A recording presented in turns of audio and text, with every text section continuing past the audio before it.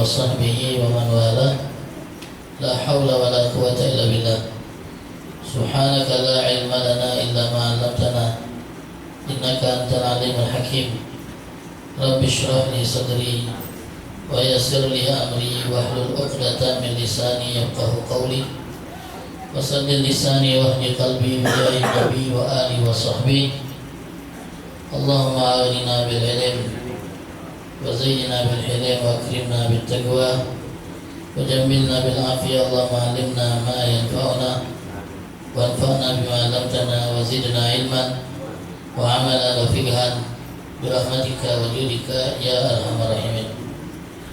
Ma'asyiral hadirin yang dirahmati oleh Allah, alhamdulillah puji dan syukur kita panjatkan kehadiran Allah atas limpahan nikmat yang Allah karuniakan kepada kita, nikmat iman dan Islam, nikmat taufik dan hidayah, nikmat sehat dan afiat, serta nikmat kesempatan sehingga dengan nikmat ini kita bisa sama-sama berada di dalam majelis yang insya Allah diberkahi oleh Allah untuk sama-sama mengamalkan salah satu firman Allah, wa tawassaw bil haqq wa tawassaw bis sabr.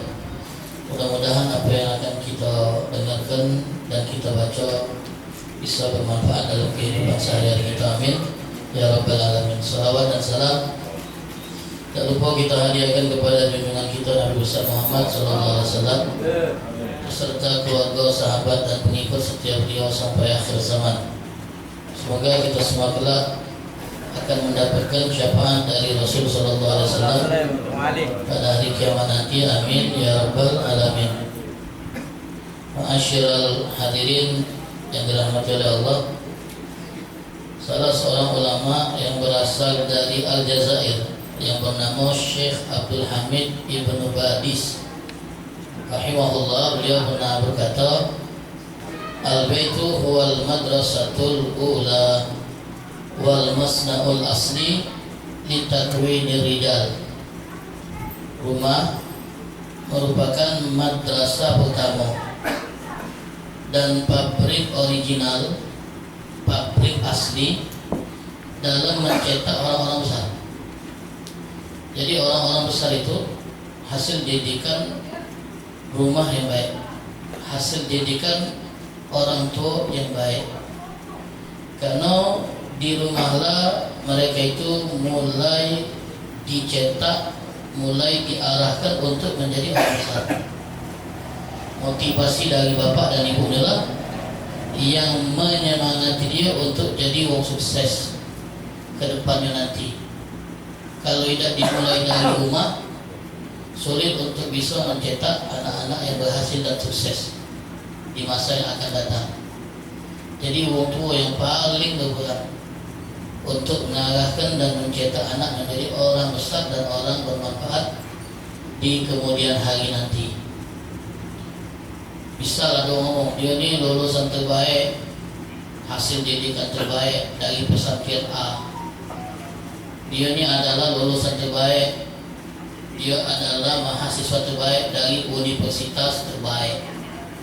Sebenarnya yang membuat dia jadi santri terbaik, kemudian mahasiswa terbaik, murid terbaik, karena faktor rumahnya, faktor orang tua. Sebab walaupun anak itu dididik di pesantren, tapi kalau di rumah tak mendapat perhatian orang tua, biasanya anak ini tidak akan tumbuh menjadi sesuai harapan, tidak akan menjadi sesuai harapan orang tua kalau tidak dibantu dengan pendidikan di rumah. Jadi rumah itu pabrik original yang bisa mencetak orang besar. Dulu Muawiyah bin Abi Sufyan, Muawiyah sahabat Nabi SAW, itu lagi kecil main sama kawan-kawannya. Kayak kita lah kalau kecil main sama kawan. Kemudian ada orang yang punya pandangan tajam, itu ngamati Muawiyah yang lagi main sama kawan-kawannya. Dia ini agak lain, lebih lincah, lebih cerdik, kemudian istilahnya itu pintar dibanding kawan-kawan yang lain. Dia langsung meramal. Dia ngomong sama ibunya, Hindun binti Utbah, Aku melihat anak kau ini, Ustaz, nanti akan jadi pemimpin kaumnya. Tengok dari cara dia bermain dengan kawan-kawannya, lincahnya, pintarnya dia tu mengendalikan kawannya. Sehingga dia tu menguasai kawannya. Caknya ada bakat-bakat jadi pemimpin kaumnya. Kemudian Hind bin Ibu ngomong, tidak, katanya, aku tak rela. Kalau dia cuma memimpin kaumnya, aku pengen dia memimpin bangsa Arab. Kalau cuma memimpin kaumnya, kecilnya cita-cita itu target itu. Aku pengen dia menjadi pemimpin bangsa Arab. Akhirnya target dan harapan ibunya tercapai.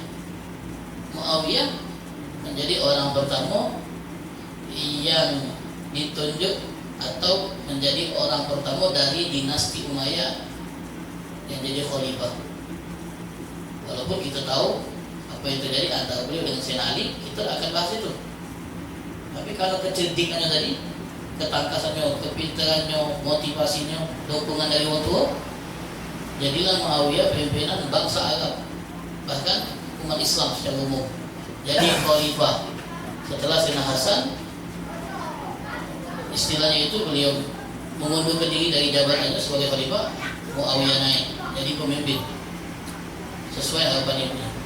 Nah ini kalau kita tengok kan, dukungan dari orang tua, semangat dari orang tua, dorongan dari orang tua, itu membuat anak menjadi sesuai dengan apa yang dia diharapkan. Kalau kita udah ganti motivasi, anak terserah ya apa lah, asal jangan jadi bandit bego. Kata anak tadi bingung dia. Tapi orang tua yang berharap banyak dari anaknya, dia juga anak-anaknya itu. Kira-kira dia ini keahliannya, bakatnya, kalau mana? Ojaknya dia ini punya bakat, dia ini jadi pedagang. Dia sudah agak jadi pedagang. Tidak harus nak jadi yang begitu. Ini jadi penulama ya. Kalau kata bakat, tak usah lah. Tak usah. Jadi dia ngitung bagusnya nih. Jadi pedagang bagus ini. Dia sudah agak jadi pedagang. Ajarkan jadi pedagang yang jujur, pedagang yang amanah, pedagang yang tidak curang. Jadi umur gunung lah itu. Jadinya dia bakatnya di bidang jadi dokter, jadi ini mahal itu. Tapi kucing sakit lagi buat ini isanya banyak. Ya sudah, masukkan dia ke universitas kedokteran. Kalau memang ada bakat. Ini katik bakat dipaksa untuk jadi sesuai harapan orang tua. Masuk nak tak kena. Makanya ada yang tanya sama, Ustaz, ke mana Ustaz? Anak kami ini dalam mondok. Jadi harus dipaksa. Awal dia dipaksa, tak apa-apa. Kalau kita tengok memang masih ada bakat-bakat dia ni betah kerasan di pondok. Tapi kalau kita tengok dia tertekan, stres, mulai galak, berada di tempat sepi sendirian, sudah-sudahlah. Berarti kita arahkan ke tempat yang lain, tapi jangan dilepas. Tanyoi, kau nak jadi apa? Nak ke mana? Kalau dia ngomong aku ni pengen jadi pelukis, sudah khusus ke. Asal masih halal kami itu. Pengen jadi bandar apa gitu? Lagi berubah bukan? Bandar Shopee, oh ya apa-apa misalnya. Jadi kalau yang positif kita arahkan, kalau yang negatif kita cegah dan harus ada sikap tegas. Nah itu cara orang tua mengarahkan anak. Sebab kalau anak dipaksa harus jadi sesuai dengan yang diinginkan oleh orang tuanya, sementara passionnya bukan di situ, akan itu rontak dia, protes dia, dan akan nyalakan orang tua. Kenapa maksud aku ke arah ini? Melakukan apa yang tak aku senangi. Akhirnya aku jadi stres, tertekan dengan kondisi saat ini. Pengen mendalami bahasa Inggris, dia baca jadi istilahnya translator, penerjemah. Kalau ada tamu dari luar negeri bahasa Inggris, baca jadi penerjemah, jadilah. Pengen dalami bahasa Arab, tak apa-apa. Pengen jadi guru kursus, tak apa-apa. Jangan dipaksa, dah. Kau harus jadi akuntan, gajinya besar. Dah. Kau harus jadi jaksa, kau harus jadi polisi, kau harus jadi TNI. Maksud anak tak galak, gawe itu. Akhirnya dia akan nyalakan orang tuanya. Dia akan anggap orang tuanya sebagai musuh, ngancurkan harapan dan cita-citanya. Kami banyak dengar keluhan dari orang tua yang bentrok dengan anak hanya gara-gara dia nyadari dia terlalu maksa kendak dengan anak. Dalam hal-hal yang masih terbuka ruang untuk diskusi dan anak itu memilih, tapi dia paksa dengan kendaknya, botak anak tadi, marah anak tadi. Kemudian mereka pun konflik. Nah, anak itu dengan anak dewek kok konflik gara-gara kita memaksakan kendak, sementara anak adalah dia pengen hal yang lain yang memang sesuai dengan keahlian dia, bidang dia, bakat dia. Tapi kalau tidak cocok dengan pilihan itu, bahayanya. Kemudian masyarakat hadirin itu kata Ibnu Baz. Jadi rumah itu madrasah pertama anak-anak itu dicetak. Jadi dia bukan keluaran terbaik universitas nomor 1 di Indonesia, bukan. Dia keluaran terbaik dari rumah tangga yang baik, hasil didikan orang tua yang baik. Bayangkan kalau ada anak yang ibunya ngaji waktu duha, bangun waktu tahajud, khotib di waktu maghrib, isya dia mau bersumah, menunjukkan sayang perhatian sama anak. Oh, ngasuh dihargainya dia, dianggapnya sebagai anak, diperhatikannya sebagai anak, dan apa yang dia jenguk itu membekas. Tapi bayangkan kalau ada anak jenguk ibunya sekolah waktu maghrib, nyari gratisan maghrib jam 2 malam, tanggal 5 bulan 5, tanggal 6 bulan 6, gratis ongki. Jam 2 masih melek kan? Cuma nak nyari gratis ongki, beli barang yang ada gratis ongki. Tiap hari scroll, tengok kabar-kabar IG, TikTok. Untung-untung dia tidak upload foto di TikTok, tidak melok joget-joget TikTok, masih untung. Tapi ada banyak ibu-ibu yang galak masih live di TikTok, ngobrol di TikTok dengan orang-orang yang tidak jelas. Kalaupun jelas dia non mahram, ngobrol asik, ketawa ke TV, yang nonton tuh banyak, yang nyaksikan tuh banyak. Malah pandangannya. Nah, anak ini terbentuk dari hasil didikan orang tua yang macam ini. Jadi tidak heran kita generasi muda kita sekarang, mudah-mudahan Allah selamatkan anak-anak kita dan orang-orang di sekitar kita. Tidak heran kita, mereka itu di ruang publik tidak malu dia. Di ruang publik, tempat-tempat yang dijenguk banyak mata, joget. Betino, malu. Lanang, malu juga lanang yang joget, pantas apa? Masih lemah dia maraton, jogging, joget. La haula wala quwwata illa billah. Nah ini kacau, karena udah ganti ketegasan dari wong tua. Ini kunci ya, yang belum nikah, yang belum nikah. Lagi kalau nikah, jadi pegang ini prinsip bahwa rumah adalah madrasah bertamu anak kita. Keberhasilan anak itu tidak ditentukan kemana mereka akan lanjut belajar, tapi mana hasil didikan di rumah. Dan fondasinya, guru utamanya adalah ibu.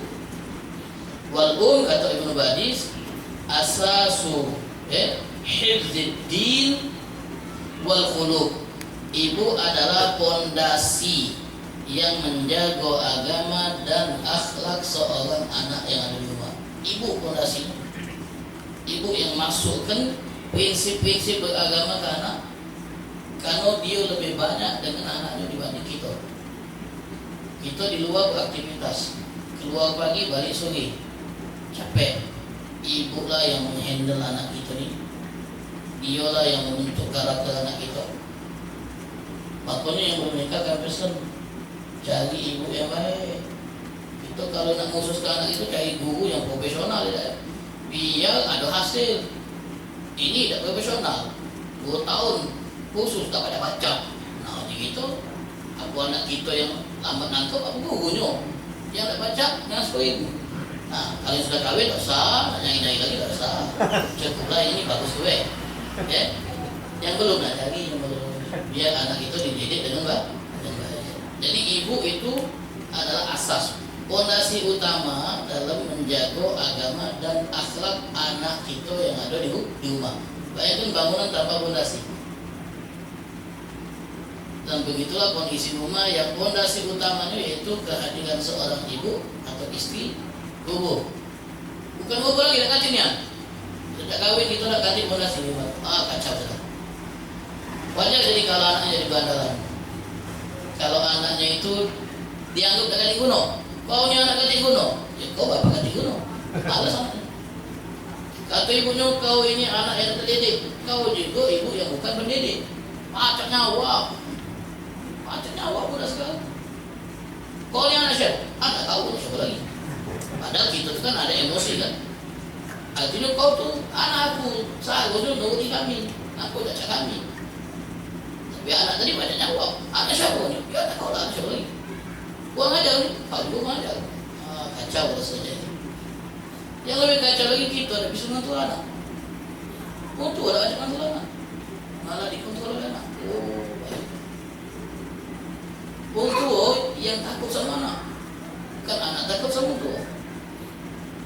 Orang tua yang diam kalau disegak anak, bukan anak yang diam kalau disegak orang tua. Kita dulu, takutnya sama apa? Generasi kami yang mengakui. Apalagi generasi yang buat dan yang lain-lain, sebab-sebab kita takut sama apa? Aku ni abah tu dia dah banyak ngomong, tapi nangani. Kalau marah, bau keras yang jadi kan. Tapi dia orang tak berani nak macam-macam. Kalau sekarang anak betul, misi tak sama apa, ngomong tidak sama apa, tunjuk tahu tidak nak kemana, nak balik kapan balik, mereka kunci, dibebaskan dulu, mesti tegas gitu. Rumah tu harus ada aturan. Usaha kata aturan kacau, pabrik kata aturan kacau.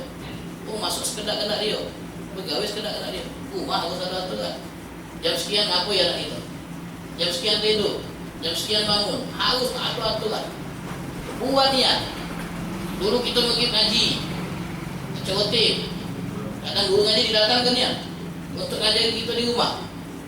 Dulu di musola kita dulu, kecil-kecil dulu, masih manja umur 6 atau umur SD, masih galak di musola, megib di musola, ngaji, ngapal yasin. Ingatnya dulu budak-budak hafal yasin di musola oleh para imam-imam dulu, sebe-sebe gitu dijanjikan dulu kalau hafal yasin boleh hadiah. Gosu bumbu, gosunya beda. Yuk omen, yuk coklat, ganti dulu. Sekarang kita juga masih ada sebagian musola yang kami anak-anaknya ada kegiatan sekolah malam, alhamdulillah. Tapi ada sebagian tempat yang ganti lagi budak-budak. Mana budak-budak kumpul rumah si A, mabal.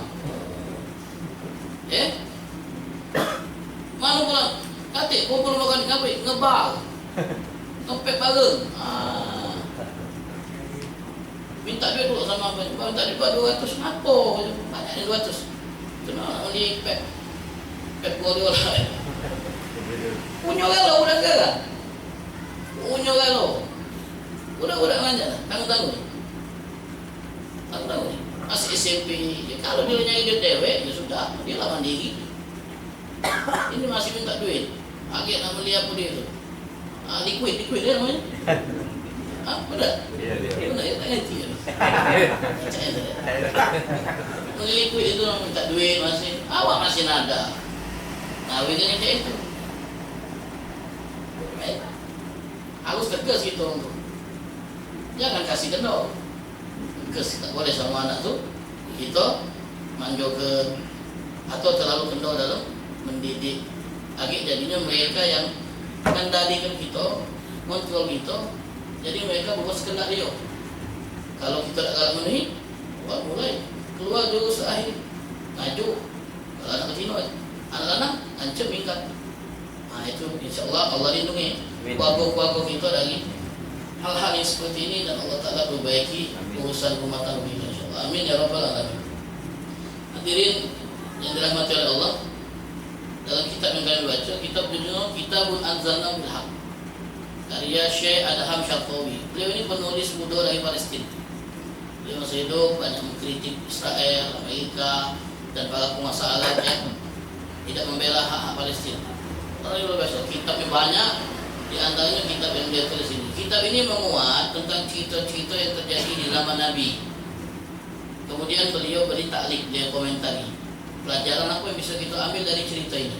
Jadi bukan sekedar cerita sahabat, tapi beliau gali pelajaran yang bisa diambil di dalam kitab yang sangat bagus sekali.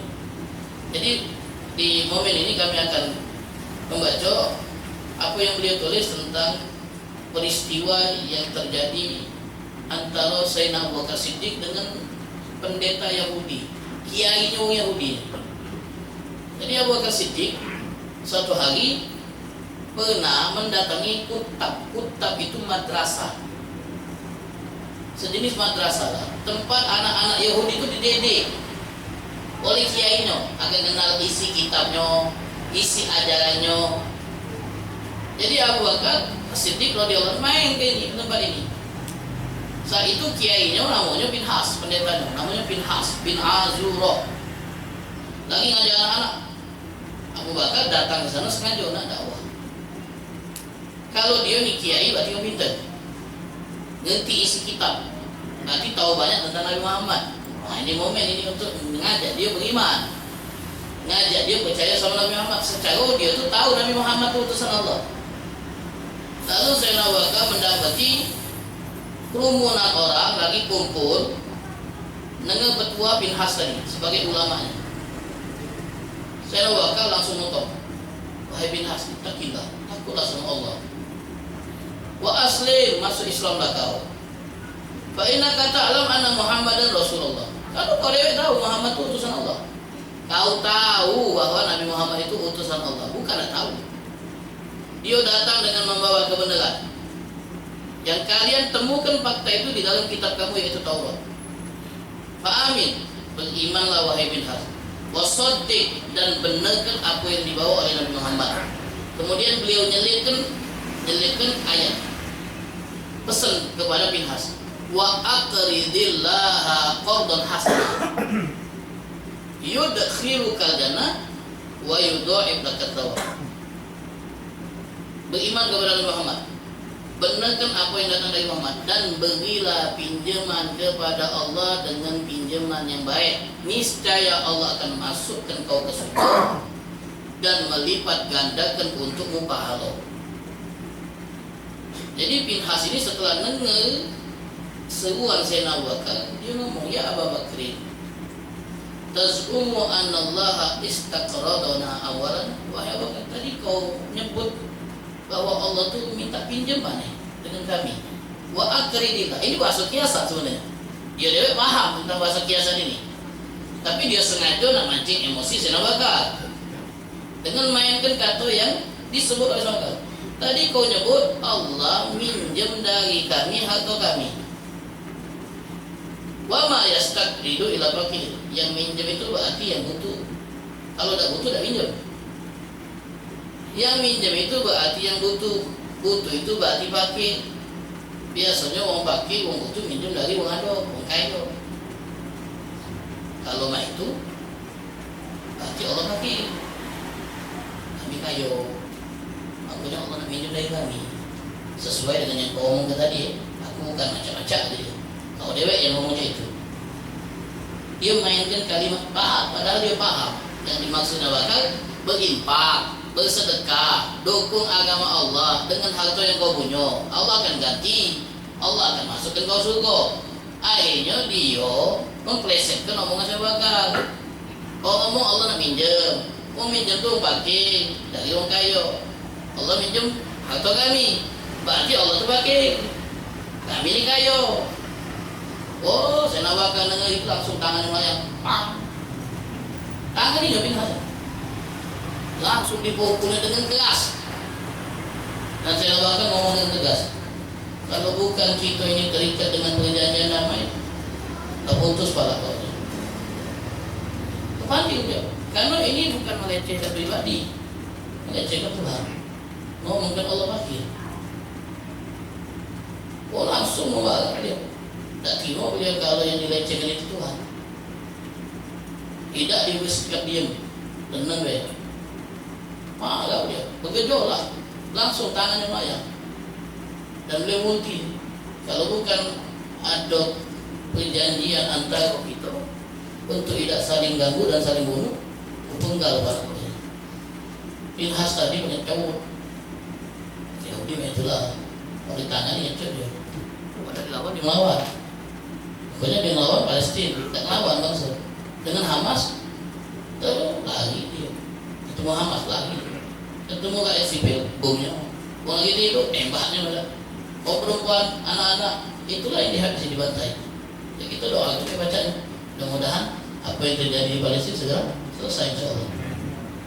Jadi Pinhas tadi yang tak baca melawan akhirnya datang kepada Nabi Muhammad SAW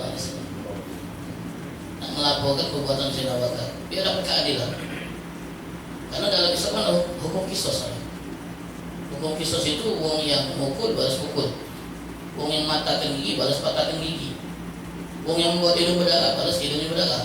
Puncaknya wong yang menghabisi nyawa harus dihabisi nyawanya.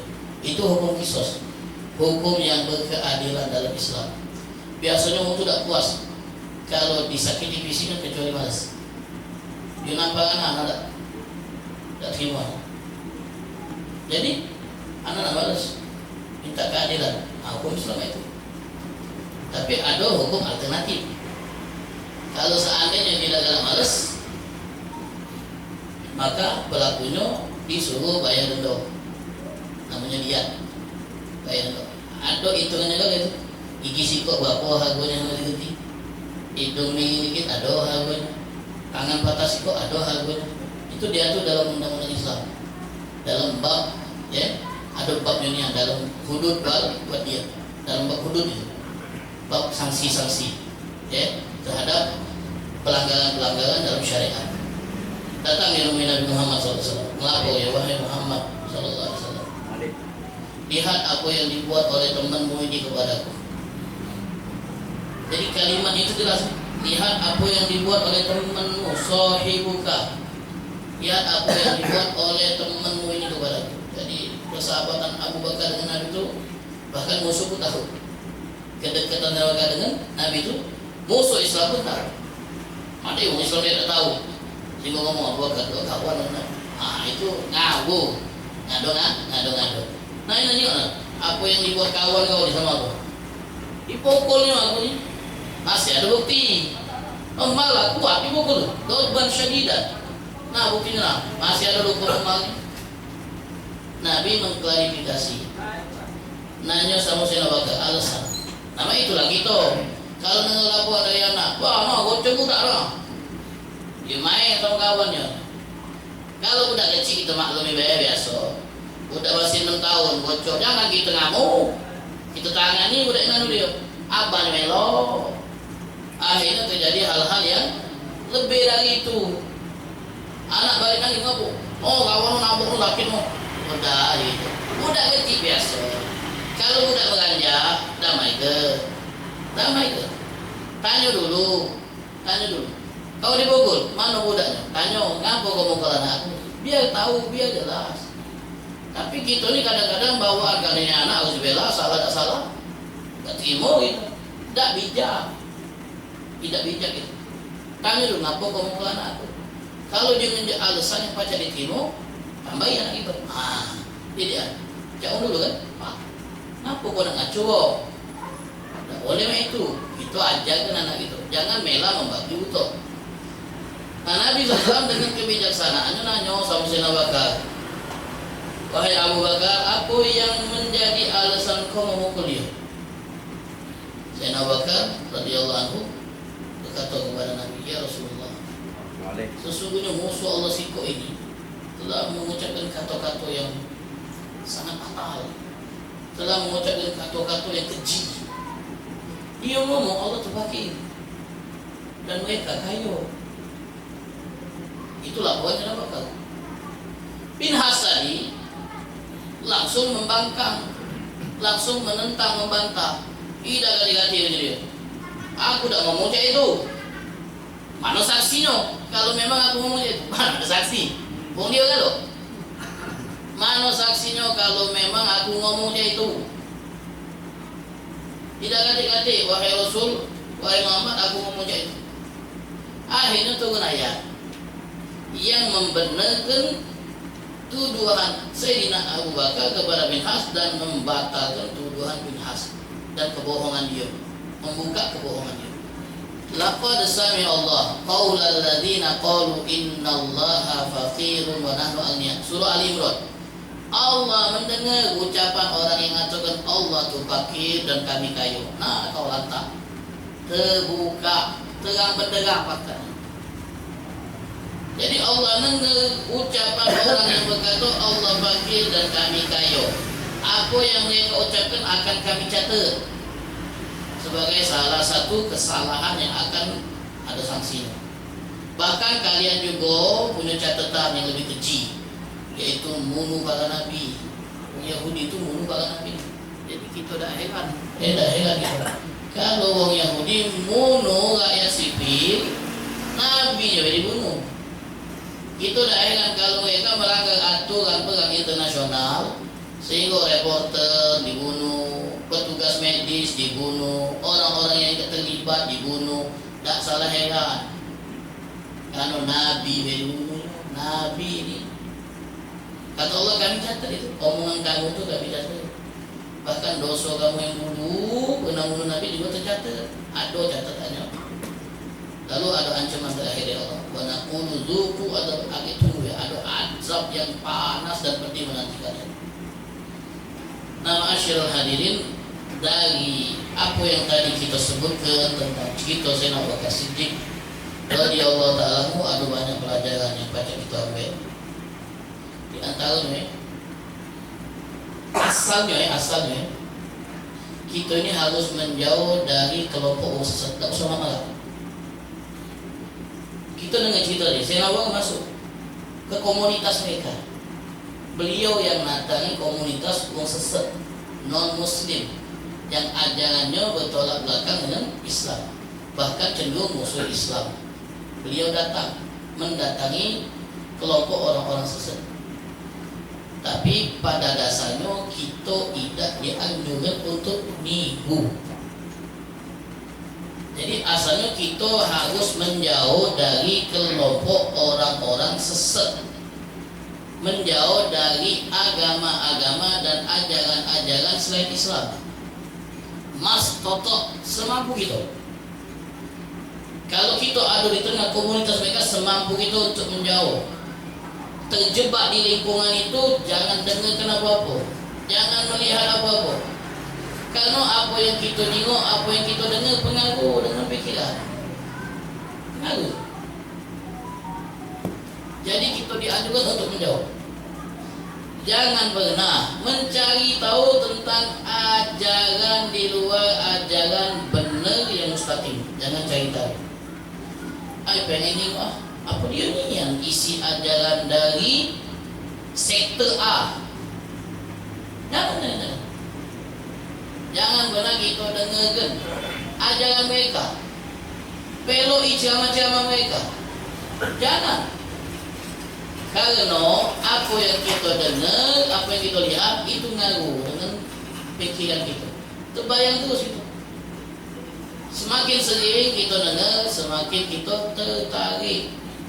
Atau minimal kita tidak lagi menyalahkan mereka yang jelas-jelas menyimpang. Bahkan Allah Ta'ala berkata kepada Nabi Muhammad, walaula an tsabbatnaka laqad kitta tarkanu ilaihim syai'an qalila. Kalau bukan kami teguhkan hatimu wahai Muhammad, hampir kau condong kepada mereka sedikit-sedikit. Nabi Muhammad, Allah Ta'ala berfirman, kalau bukan kami yang meneguhkan hatimu, kami berkuat hatimu sehingga tak terpengaruh dengan apa yang ada di sekitar, pasti kau akan condong kepada mereka sedikit-sedikit. Nabi ini dilarang oleh Allah untuk banyak-banyak bergaul dengan mereka ini, karena kalau Allah tak kuatkan bisa condong. Awal gitu. Sekarang ini malah ajaran-ajaran di media sosial agnostik. Kemudian yang lebih dari itu, ilhad, tidak meyakini adanya Tuhan, ateis, banyak di media sosial. Banyak orang yang buat podcast bahas masalah ini. Ada yang agnostik, itu percaya, tak percaya dengan Tuhan, tidak mempercayai Tuhan itu ada, tidak mempercayai juga Tuhan itu tidak ada, masih bimbang dia. Nak ngomong Tuhan nak kata, tapi belum bisa membuktikan. Nak ngomong Tuhan itu ada, tak bisa membuktikan juga. Jadi mereka tengah-tengah, tidak dikatakan beragama, tidak dikatakan juga ateis. Ada yang tak percayanya dengan Tuhan. Itu nih kadang-kadang bodoh, tahu lewat kebenaran Allah. Bahas mereka itu tentang ajaran yang mereka bawa. Akhirnya logika kita dimainkan, diajak kita berpikir secara logis. Kalau memang Tuhan itu ada, ngaku mah ini. Kalau memang ini, ngaku mah ini. Akhirnya kita mulai aku bimbang. Ini. Yang selama ini aku yakini terbantah dengan omongan ini. Bahaya kok. Paling tidak ada kecondongan. Nah itu bahaya kalau ada kecondongan tadi. Mulai meragukan apa yang selama ini kita yakini, bagian dari iman. Lagi kita mulai meragukan, adunian apa? Kehidupan setelah mati. Adunian apa? Konsep penciptaan. Adam itu sebagai manusia pertama. Adunian apa? Surga dan neraka. Dibuat kita bimbang. Nah iman itu tidak menerima yang namanya kebimbangan. Iman itu iktiqad jazim, keyakinan yang kokoh. Sehingga kalau nak digoncang dengan pemahaman yang menyimpang, tidak bergoyah. Itu iman gitu, ini masih pegangannya itu kaku. Diselipkan ajaran-ajaran ini mulai goncang, mulai ragu gitu. Apa benar konsep keadilan itu ada? Kalau memang Allah itu adil, kenapa dibuat syariatnya ini? Apa benar Allah itu berjiwa, Allah itu memiliki sifat kasih sayang? Kalau memang Allah itu maha pengasih, sebenarnya aku masih banyak orang yang menderita, aku masih banyak orang yang telah dicacat. Dibuat logika itu demikian. Kita pun mulai baru hati Tuhan. Betul-betul hati Tuhan. Mulai iman kita utuh sakit kok. Dari tidak percaya hari akhir, mulai percaya kita ada hari akhir. Tidak percaya koda-koda manusia menentukan hidupnya masing-masing. Tidak kata itu besi Tuhan, kita yang milik, kita yang bebas. Gimana gitu? Kalau memang takdir itu ada, kenapa kita bisa memilih jalan yang kita ini kan? Banyaklah gitu. Terpengaruh gitu. Mulai percaya takdir dulu. Malaikat sudah ada, kalau ada mana wujudnya? Mana wujudnya? Dari apa malaikat? Segala sesuatu itu dibuktikan dengan wujud. Mana malaikat? Cuma dapat dari informasi, kitab suci. Kitab suci itu mulai aku dengan malaikat, mulai aku dengan kitab suci. Lama-lama Tuhan tak percaya itu.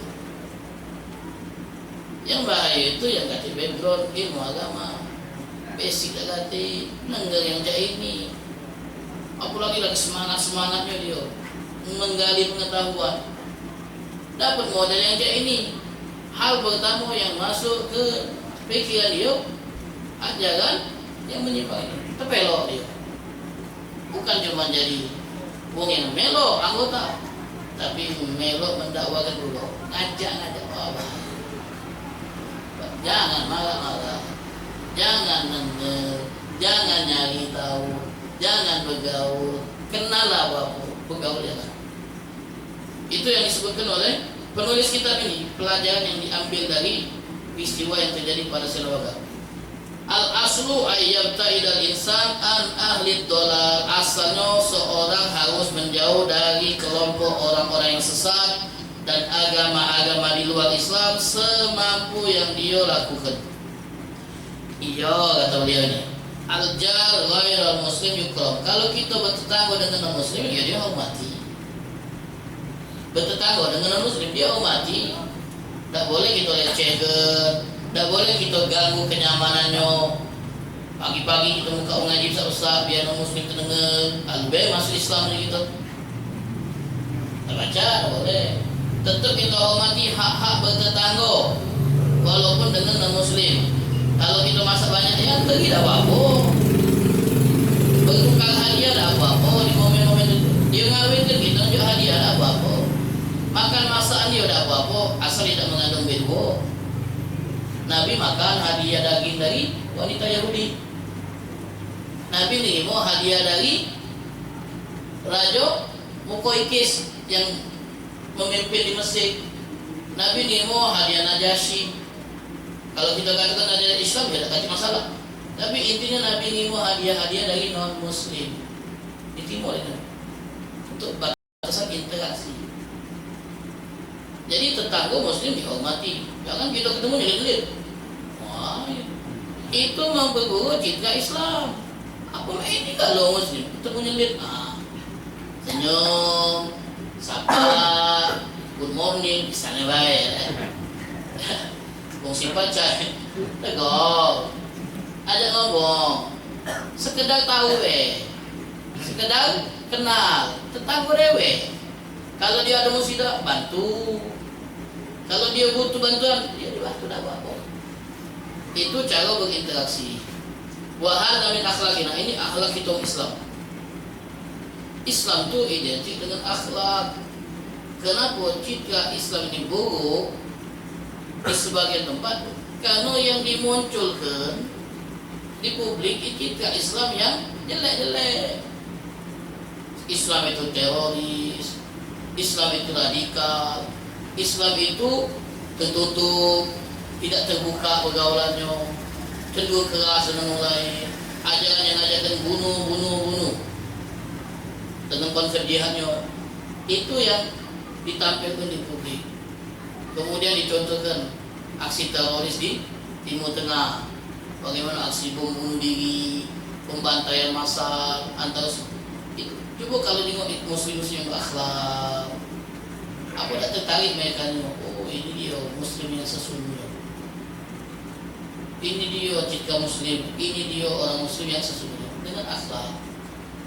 Tapi kalau Muslim dia malin, mana tak tertarik? Muslim mabuk, Muslim dia judi, korupsi. Jadi orang Muslim tak tertarik dengan agama itu. Sama baik. Sama baik. Siapa nama kau? Muslim. No, namanya Muslim. Kenapa ada di Bali? Kenapa aku happy bela kita ni. Sama bel. Bawa omongan dulu kita ni sama-sama berdosa. Cuman beda cara berdosanya. Itu lagi banyak itu omongan ini. Lagi heboh kita ni sama-sama berdosa. Cuman cara berdosanya beda. Ucapan ini benar. Kalau diucapkan oleh orang yang benar dan orang yang tepat. Kalau yang ngomongnya itu ke masjid, misalnya tawaduk dia ni, itu ni sama-sama berdosa bro. Pengen ngajak kawannya tadi tobat, galak ke masjid, sama ya gitu ni, sama-sama berdosa. Tapi beda cara kita berdosa. Baik masjid tak apa-apa, jangan malu. Tuhan pasti nimo, bagus. Kalau dia cak sampai mabuk, gitu ni sama berdosa kalau. Kamu ya berdosa, udah mesti itu dosa juga. Cahnya be alim-alim semayang, dosa juga. Lain cara be itu dosa. Kita mabuk dia cara lain. Ini salah. Salah ini. Dulu omongan ini diomongkan oleh orang yang ahli ibadat untuk menunjukkan ketawaduan dan mesakkan hati pelaku maksiat yang pengen tobat, pengen ubah. Iya, bagus. Tapi ini mabuk ngomong itu. Wah, gila gitu. Ya, ahli ibadat itu sombong, mesok, nyelek-nyelekkan ahli ibadat, mesakkan dia, membela diri dia. Jadi wajar kita ni dosa lalu, salah. Dan ini dipakai oleh pendosa, penzina, mabuk, mungkin kalau judi, ngomong ini keliru. Uangnya tak tepat, sasarannya juga tak tepat. Ini sombong ini, seakan dia membela diri dan nuduh ahli ibadat itu pendosa cak dia. Nah ini. Kita punya rekan kerja non Muslim. Ya misalnya bosnya, misalnya begini, apalagi bos apa ni kita macam kawan kita, no partner kita ini partner kita, kawan kita di tempat pabrik, di perusahaan non Muslim, tak apa, duduk bareng ngobrol tak apa. Jangan jelek-jelek dia. Apa kan dia? Kalau non Muslim nanti tambah buruk citra Islam. Biasa muamalah baik. Tegur, sapa, sekali tunjuk hadiah, biar hubungan baik-baik. Kalau dia sakit, kita jenguk kawan kita sama-sama bergawi. Kalau dia mati, Betul. Kita berbela sungkawa dengan keluarga. Boleh tak berbela sungkawa dengan non muslim? Boleh. Malah ada ucapan dunian. Ucapan itu bukan semoga Allah ampuni almarhum bolok gitu. Tak diampuni lagi kalau yang mati non muslim. Jangan salah gitu, memudahkan gitu. Bagus meninggal. Mudah-mudahan almarhumah diampuni oleh Allah, ditempatkan di tempat yang terbaik. Untuk nyago perasaan, salah kaprah dalam masalah prinsip tak boleh nyago perasaan. Kalau muamalah boleh nyago perasaan. Ini cara kita nyago perasaan dia, mesakkan hati dia. Lagi musibah kita ibu. Caranya apa? Mudah-mudahan ada ganti yang lebih baik. Nah, itu kan. Itu kan. Jangan azamullah aja loh. Dia boleh pahala. Wa ahsana azaan. Mudah-mudahan Allah hibur kamu cukup. Itu kan. Jadi ada cara-cara itu. Lengkap. Ajaran dan aturan lengkap. Agama itu agama yang menjunjung akhlak dan sifat terpuji terhadap sesama manusia. Akan tetapi ini menjaga prinsip dan akidah harus prioritas daripada mengedepankan akhlak dan perilaku yang terpuji. Harus. Tak boleh kita lunak dalam masalah prinsip. Tak boleh. Kenapa kau masuk gereja tu? Ini orang kawan tak lemak dia minta antar. Tak usah masuk dulu. Okay? Jangan. Masalah prinsip tak boleh lu. Harus tegas. Harus tegas. Masalah kewajiban harus tegas, tak boleh guna. Ada orang tua yang ketika ini dengar lagi anak-anaknya ujian kan, dapat apa lalu tengok anaknya setelah ujian rapotnya itu buruk nilainya, marah-marah dia. Kau ini tak belajar dengan serius, memang tak kata kebacaan, marah dia. Tapi anaknya tak semayang tak marah dia. Anaknya tak semayang dia tak marah. Anaknya nilainya anjlok, dia marah. Dan nanti yang pacak menghalangi dia marah. Kemudian dia ketika anak perempuannya itu mantau omongannya, dia marah. Tapi saat anaknya bawa lanang atau dibawa oleh lanang atas nama TM, teman besar, atau pacaran, bocornya dia tidak berbunyi. Atas dasar ini sudah era keterbukaan dan kebebasan. Anak bebas memilih jalan masing-masing. Kita orang tua tidak boleh marah, tidak boleh menghalangi. Iya dalam pilihan-pilihan yang kami sebut di awal tadi. Tapi kalau masalah prinsip, masalah agama tegas. Anak tak jilbab, suruh jilbab. Anak berhubungan dengan laki-laki yang non mahram harus ditegasi. Titip kalau gitu, pasti jemput oleh anak. Ku titip ya anak aku, titip itu nitip kambing dengan serigala. Benar tak kita tengok nitip si kambing dengan serigala? Tuh serigala aku titip, habis balik. Makin ngomong pula dengan anak. Ku titip anak aku jaga baik-baik, ya. Itu ni lanang tak boleh. Dia tahu sifat anak. Sifat anak tahu gitu. Jadi tak baca kita percaya tu. Kalau belum halal jangan bawa anak.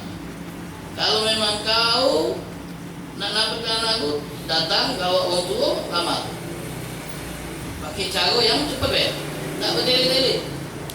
WA 5 tahun. Kekinya nyago jodoh lain. Jangan sekarang. Uang dulu, kami pernah cerita di Mutakin yang hadir. Uang dulu, kalau nak nikah, itu nanya dulu latar belakang budak gadis ini atau janda. Sudah disenggol-senggol belum? Tak ragu dia. Kalau ada orang, dia dulu pernah dibawa oleh pula jalan tak jadi.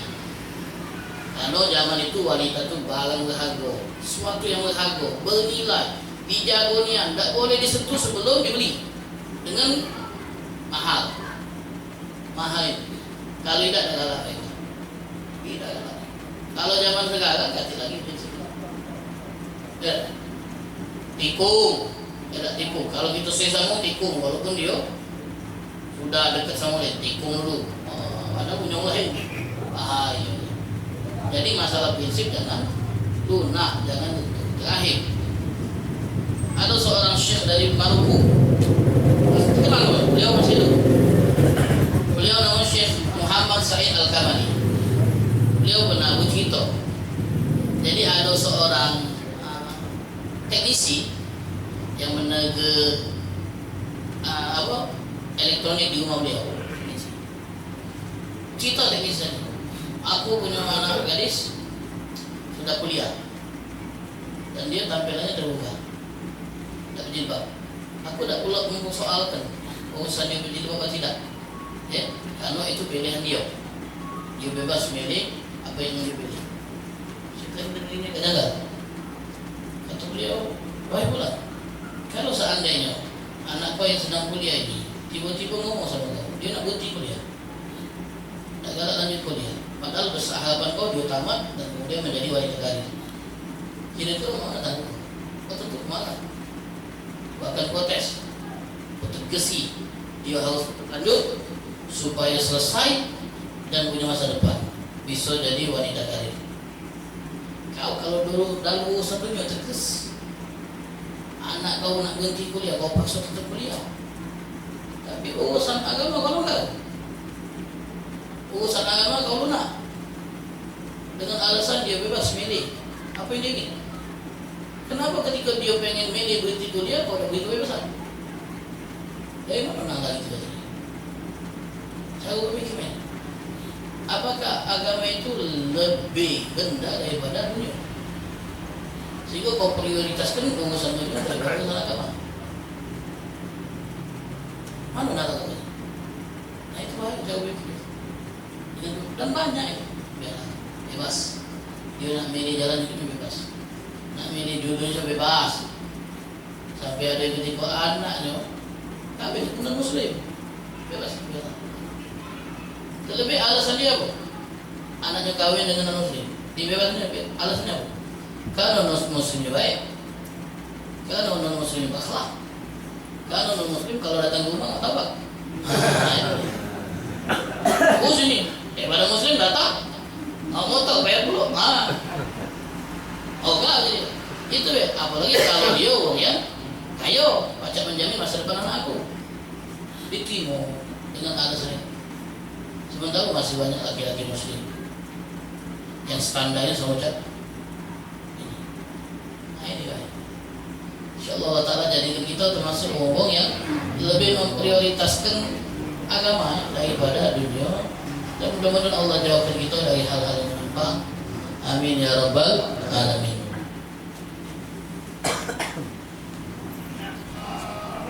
Ya Sayyidi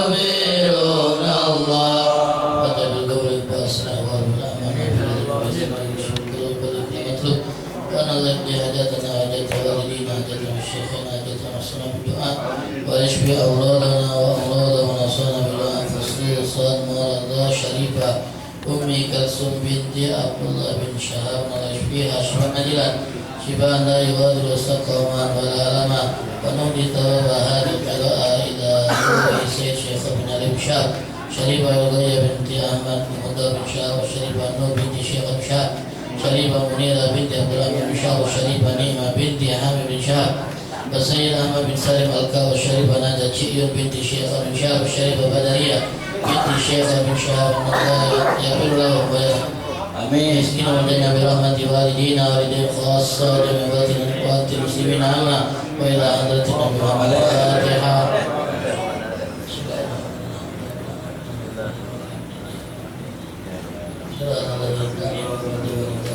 آمين آمين.